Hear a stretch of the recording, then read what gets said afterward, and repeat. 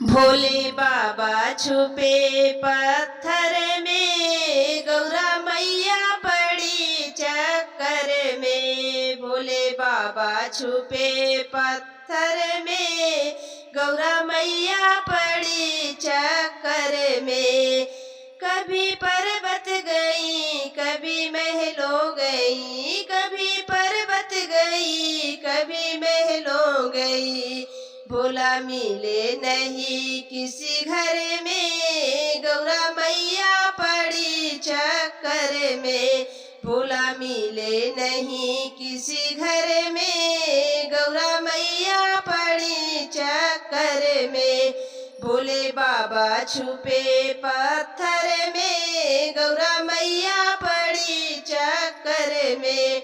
भोले बाबा छुपे पत्थर में, गौरा मैया पड़ी चक्कर में। कभी काशी गई हरिद्वार गई, कभी काशी गई हरिद्वार गई। भोले मिले न किसी डगर में, गौरा मैया पड़ी चक्कर में।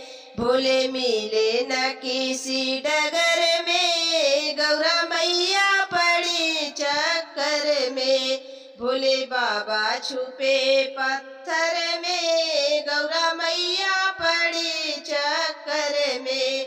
भोले बाबा छुपे पत्थर में, गौरा मैया पड़ी चक्कर में।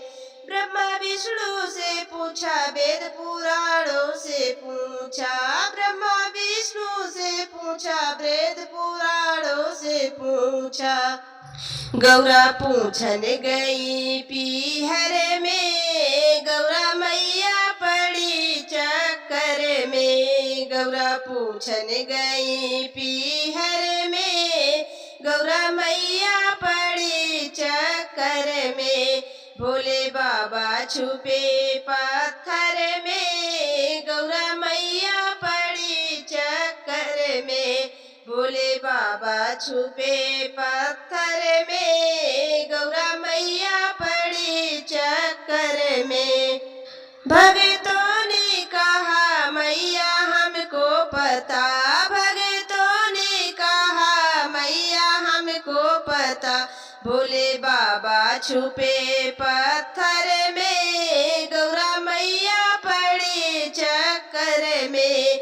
भोले बाबा छुपे पत्थर में, गौरा मैया पड़ी चक्कर में।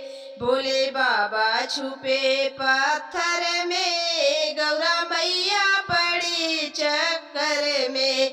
भोले बाबा छुपे पत्थर में,